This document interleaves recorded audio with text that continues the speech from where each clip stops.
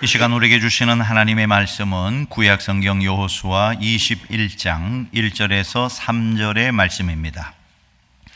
여호수아 21장 1절에서 3절 말씀을 다 같이 합독으로 함께 봉독하겠습니다. 그때 레위 사람의 족장들이 제사장 엘르아살과 눈의 아들 여호수아와 이스라엘 자손의 지파 족장들에게 나와 가나안 땅 실로에서 그들에게 말하여 이르되 여호와께서 모세에게 명령하사 우리가 거주할 성읍들과 우리 가축을 위해 그 목초지들을 우리에게 주라 하셨나이다 하매 이스라엘 자손이 여호와의 명령을 따라 자기의 기업에서 이 성읍들과 그 목초지들을 레위 사람에게 주니라. 아멘. 오늘 주신 본문 말씀을 가지고 축복을 만드는 사람, 이런 제목으로 함께 은혜 받고자 합니다. 행복이라는 것이 때로는 우리의 생각과 많이 다를 때가 있습니다. 많이 가졌다고 행복할 것 같은데 꼭 그렇지만 또 않다는 것입니다. 성경에 나온 어리석은 부자를 보십시오. 풍년이 들어서 창고를 크게 짓고 이제 먹고 마시고 즐기자 천년만년 살 것처럼 즐거워했는데 하나님이 뭐라고 말씀하십니까? 오늘 밤 너의 생명을 가져간다면 그 쌓아놓은 것이 누구의 것이 되겠느냐? 행복이라는 것이 소유가 많다고 다 행복한 것은 아니다 하는 것입니다. 비록 가진 것이 없어도 행복한 사람이 있고 천하의 모든 것을 다 가졌어도 불행한 사람이 있는 법입니다. 오늘 우리 믿음의 성도들은 세상을 사는 동안에 소유와는 관계없이 행복한 인생을 살 수 있기를 간절히 소원합니다. 우리 하나님은 우리 믿음의 성도들이 이 땅에서 가장 행복한 자로 살기를 원하세요. 신명기 33장 29절 같이 읽어봅니다. 이스라엘이여 너는 행복한 사람이로다.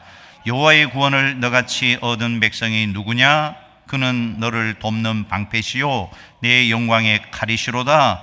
내 대적이 내게 복종하리니 내가 그들의 높은 것을 밟으리로다. 아멘. 이스라엘이여 너는 행복한 사람이로다. 성도여 너는 행복한 사람이로다. 성도의 별명은 행복한 사람입니다. 오늘 여러분에게 질문을 던져봅니다. 여러분 예수 믿어 행복하십니까? 아멘이 더 커야 돼요. 전쟁을 뚫어야죠. 예수 믿어 행복하십니까? 아멘 하신 분들은 더 행복해질 줄로 믿습니다. 누구든지 예수 믿고 구원 얻은 사람이라면 세상 사는 것이 행복해야 합니다. 왜냐하면 예수님이라는 행복의 조건을 갖고 있기 때문에 어떤 상황에서도 행복하게 살아가야 하는 것입니다. 환경에 눌려서 살아가면 안 돼요. 오히려 믿음으로 모든 불행을 이기고 살아가야 하는 것입니다. 여러분 예수 믿는 사람이 행복하게 살아야 세상을 변화시킬 수 있어요. 교인들이 행복하게 살아야 불행한 세상 사람들이 교회로 찾아올 수 있다는 것입니다. 예수를 믿으면서도 불행하게 살아간다면 세상 불행한 사람이 어찌 예수 믿겠다고 교회를 찾아오겠냐 하는 것입니다. 다시 한번 강조합니다. 예수 믿는 사람들은 행복하게 살아야 돼요. 우리가 행복하게 사는 것이 구원의 통로가 되고 최고의 전도 방법입니다. 예수 믿으면 행복해진다. 그것보다 더 좋은 전도가 어디 있겠냐 하는 것입니다. 여러분 주님 앞에 서는 그날까지 행복하게 살아가시기를 한 번 더 축원합니다. 영국의 수상이었던 처칠이 이런 말을 했어요. 같이 한번 읽어볼까요? 비관론자는 매번 기회가 찾아와도 고난을 본다. 낙관론자는 매번 고난이 찾아와도 기회를 본다. 여러분은 어떤 것 같습니까? 우리 인생에 위기가 분명히 있어요. 그런데 그 위기의 순간에도 하나님을 바라본다면 그 하나님께서 그 위기를 기회로 바꾸어 놓을 수 있는 분이심을 믿으시기 바랍니다. 오늘 우리 믿음의 백성들 누가 뭐라고 해도 위기를 축복으로 만드는 사람들이에요. 오늘 본문에는 레위인이 나오는데 하나님께서 레위인들에게는 성읍을 주지 않고 기업을 주지 않고 각 성읍을 다른 지파에 흩어 놓으셨어요. 그들이 뭘 했는가 하면 하나님의 축복을 그들에게 흘려보내는 축복을 만드는 사람으로 쓰임을 받았다 하는 것입니다. 오늘 우리 믿음의 백성들은 영적 레위 지파입니다. 우리가 있는 가정, 일터, 삶의 현장에 하나님의 축복을 흘려보내는 축복의 통로, 축복을 만드는 사람이 되어야 될 텐데 어떻게 할 때 하나님의 축복이 흘러가는가? 오늘 이 세 가지를 살펴보고 함께 은혜 받고자 합니다. 첫 번째, 예배가 있는 곳에 축복이 있습니다. 예배가 있는 곳에 축복이 있다. 하나님은 하나님의 일을 하나님의 때에 반드시 이루십니다. 정확하게 이루십니다. 하나님이 정하셨다면 막을 자가 없습니다. 이사야 42장 8절 같이 읽어요. 나는 여호와이니 이는 내 이름이라. 너는 내 영광을 다른 자에게 내 찬송을 우상에게 주지 아니하리라. 하나님은 하나님이 만드신 이 모든 피조 세계를 통하여 영광 받기를 원하신다고 말씀합니다. 그리고 결국은 그렇게 이루실 것입니다. 사람이 하나님을 예배하지 않으면 돌들을 통해서라도 하나님은 예배를 받으실 거다 하는 것입니다. 그만큼 하나님에게 예배는 중요한 것입니다. 예배는 하나님의 창조의 목적이며 인간 존재의 이유이자 인간이 살아가야 할 가장 큰 목적입니다. 우리 모든 인간은 태어날 때부터 예배에 대한 본능이 우리 안에 주어져 있어요. 누군가를 예배하도록 되어 있어요. 하나님을 예배하도록 되어 있는데 그걸 깨닫지 못한 많은 사람들은 우상 앞에, 권력 앞에, 재물 앞에 예배하고 있다 하는 것입니다. 하나님은 이스라엘 모든 지역에 예배가 회복되기를 원하셨어요. 지금도 하나님의 마음은 동일합니다. 온 세계 열방 가운데 예배가 없는 곳에 예배가 회복되는 것, 그게 선교고 그게 전도인 것입니다. 아버지의 마음인 것입니다. 왜요? 예배가 회복이 되는 그곳에 하나님의 축복이 흘러가기 때문에 그런 것입니다. 하나님은 이 레위 지파에게 성막에서 봉사하는 일을 맡기셨어요. 성전에서 제사장을 섬기며 예배 드리는 일을 돕도록 그들에게 기업을 주지 않고 하나님의 일을 맡기신 것입니다. 민수기 18장 4절 같이 한번 읽어보십시다.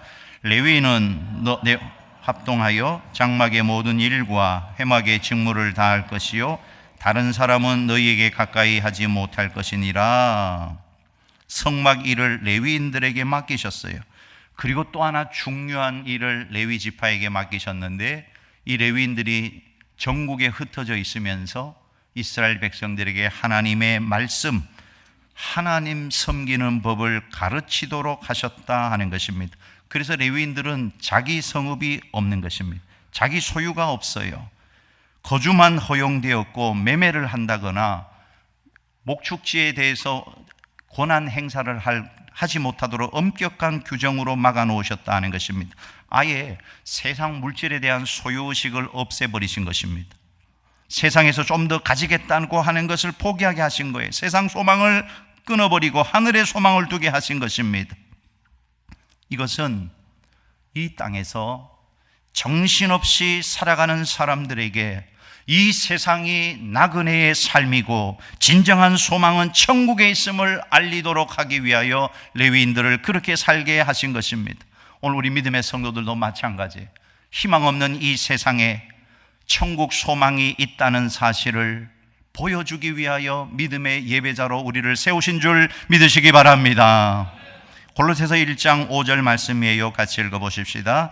너희를 위하여 하늘에 쌓아둔 소망으로 말미암음이니 곧 너희가 전에 복음 진리와 말씀을 들은 것이라.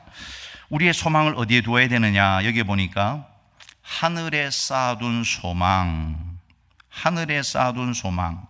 자, 여러분, 우리는 무엇을 소망해야 되는가 하면 하늘에 쌓아둔 소망을 소망하고 바라보아야 한다는 것입니다. 자, 그런데 하늘에 쌓아둔 소망 그러면 제일 먼저 무슨 생각이 떠오르십니까?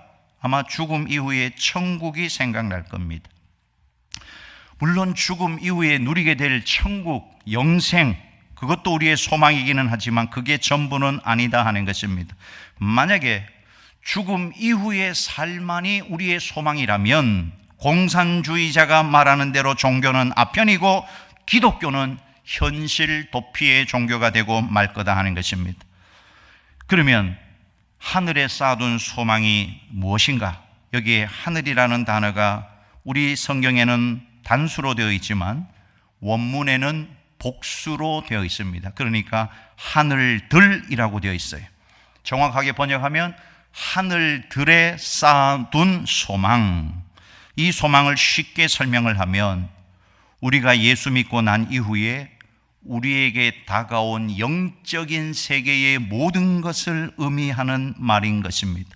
우리가 예수를 믿고 나면 우리 안에 놀라운 변화가 일어나는 것이, 죽었던 영이 살아나니까 하나님이 보이게 되는 것입니다. 물론 우리의 육의 눈으로는 보이지 않지만 영의 눈으로 하나님이 보이는 것이, 영적인 세계가 보이는 것입니다. 지금까지 경험하지 못했던 놀라운 하나님의 세계를 경험하게 되는 것이, 하나님의 축복을, 하나님의 응답을, 하나님의 능력을, 하나님의 인도하심과 하나님의 지키심과 하나님의 은혜를 덧입고 살아가게 되는 것입니다. 이 모든 것들이 하늘에 쌓아둔 소망인 것입니다. 하나님은 여기에 소망을 두고 살아가라고 말하고 있는 것이에요. 모든 인간은 하늘에 쌓아둔 소망을 소망하고 살아갈 때 진정한 행복을 누릴 수 있다 하는 것입니다. 우리 하나님은 레위 지파를 그런 사명자로 세우신 거예요.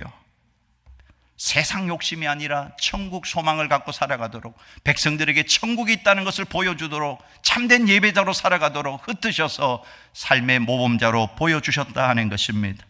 여러분, 오늘 우리들도 세상 욕심이 아니라 천국 욕심이 보여야 합니다. 세상 사람들이 우리를 볼 때 하나님의 나라가 보여야 해요.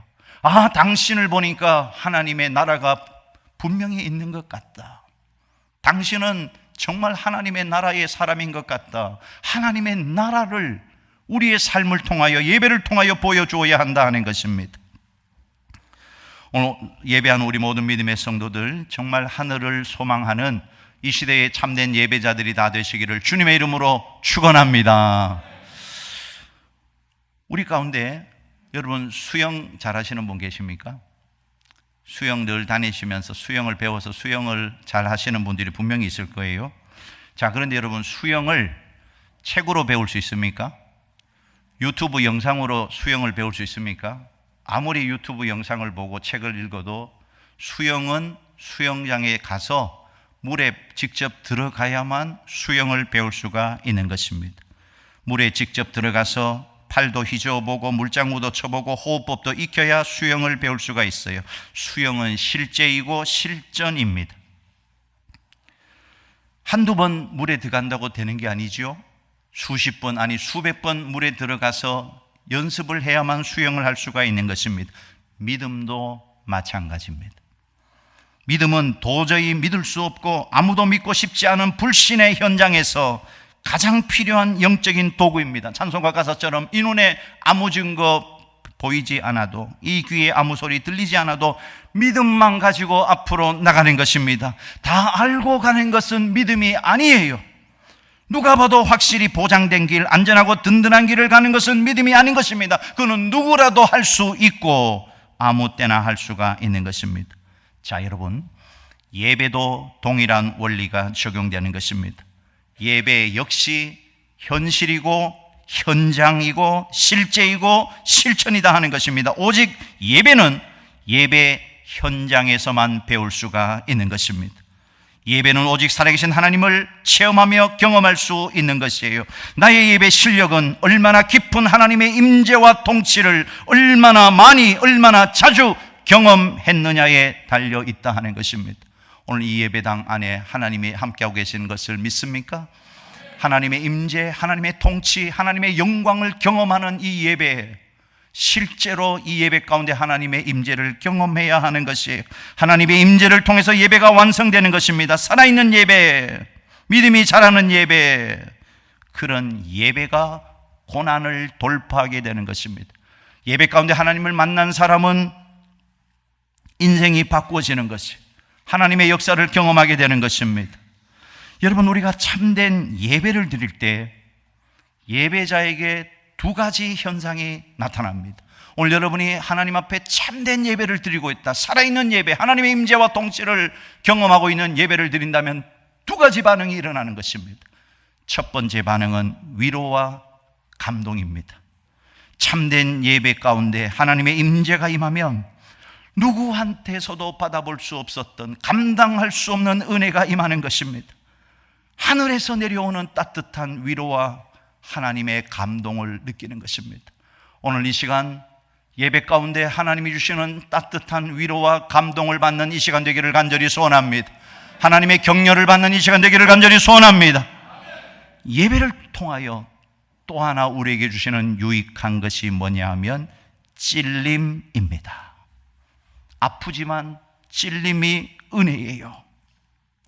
빛이 비추면 어둠이 드러나는 것입니다. 말씀은 하나님의 빛입니다. 그 말씀이 우리의 심령 가운데 들어오면 우리 안에 있는 죄가 드러나는 것이, 죄가 보여지는 것입니다. 빛이 비추면 감추었던 어둠의 실체가 드러나는 것입니다. 꾹꾹 누르고 감추었던 거짓과 추함과 비굴함과 오만이 발각되는 것입니다. 그래서 찔림은 은혜인 것입니다. 예리한 말씀의 검이 심령과 골수를 찔러 쪼갤 때 혼이 비명을 지르고 마음이 창피를 당하고 자존심이 곤두박질 치는 것입니다. 그럼에도 불구하고 예리한 하나님의 말씀의 검은 한치도 물러서지 않고 예배자들의 깊은 죄악과 상처를 도려내는 것입니다. 그래서 불편한 예배가 오히려 은혜가 있다는 것입니다. 말씀을 듣다가 예배당 문을 박차고 나가고 싶을 만큼 자존심이 상하고 얼굴이 벌개집니다. 그러나 부끄러움이 회복되는 예배가 진짜 예배입니다. 찔림이 있는 예배 가운데 비명을 지를 수도 있어요. 온몸을 떼굴떼굴 구르며 몸부림치는 사람들도 있어요. 몹시 불편하고 불쾌하고 분노가 치밀어 오르기도 합니다.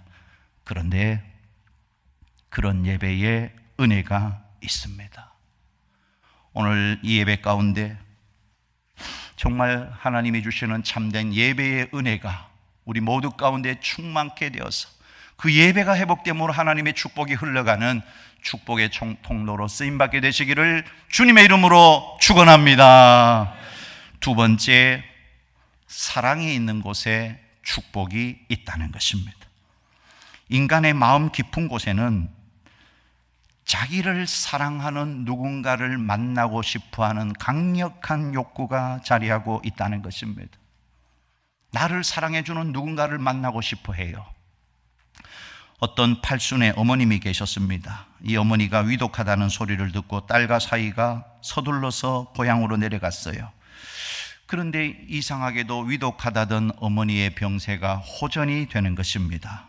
모처럼 보고 싶었던 딸을 만나서 이런저런 이야기를 나누는 동안에 활기를 되찾게 된 것입니다. 일본 의학계의 보고에 따르면 인간은 사랑을 하는 순간부터 노화가 중단된다고 합니다. 독신 노인이 이성을 만나 사랑하는 순간부터 날마다 죽어가던 뇌세포가 거짓말처럼 다시 되살아났다는 것이, 사랑이 깃든 만남이 죽음이라도 물리칠 수 있을 만큼 위대한 생명력을 가지고 있다는 이야기입니다.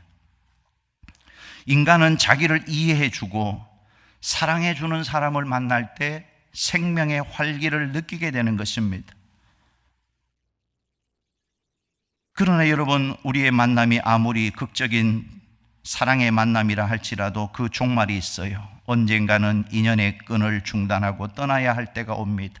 나의 가족 그리고 친구들, 그들과의 만남이 아무리 진지하다고 해도 언젠가는 헤어져야 합니다. 그런데 우리에게는 지상에서의 이별을 뛰어넘는 만남이 있어요. 그것이 바로 하나님 안에서의 만남입니다. 오늘 교우들 간의 만남은 하나님 안에서의 만남인 줄로 믿습니다. 이 땅에서도 사랑을 나누고 살아야 하지만 천국에서도 다시 만날 천국 가족이다 하는 것입니다. 오늘 이스라엘 백성들이 그런 사랑의 관계였어요. 레위 지파도 똑같이 정복 전쟁에 참여했고 자기들도 분깃을 받을 당당한 권리가 있었지만 하나님의 명령에 따라서 분깃을, 기업을 받지를 않은 것입니다. 1절과 2절을 한 번 더 읽어보겠습니다.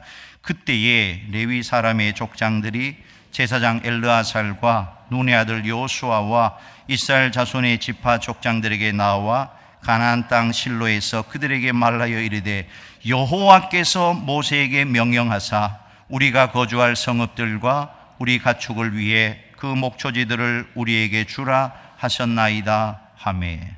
같이 수고했지만 당연히 요구할 것을 요구하지 않고 하나님이 명령하신 대로 각 지파가 나누어주는 성읍에만 가서 살겠다 지금 말하고 있는 것입니다. 반대로 나머지 모든 지파가 하나님으로부터 자기의 기업으로 땅을 분배를 받았어요. 분배받기 전에 이거 레위 지파한테 주라 그러면 얼마든지 줄 수가 있는데 이미 내 것으로 결정이 됐단 말입니다. 부모님으로부터 유산을 받았어. 이건 내 땅이다. 도장을 꽝 찍었는데 그 중에 얼마를 내놓으라 그러면 이 본성이 작동하는 것입니다. 본성을 이겨야만 내어놓을 수가 있는 거예요. 그런데 오늘 본문에 보면 그들도 기쁨으로 레위 지파를 위하여 땅을 내놓는다 하는 것입니다. 이렇게 사랑으로 순종하는 공동체에 하나님의 축복이 임했다 하는 것입니다. 여러분, 우리가 기억해야 할 것이 있어요. 우리의 소유는 받고 누리는 것의 끝이 아닙니다.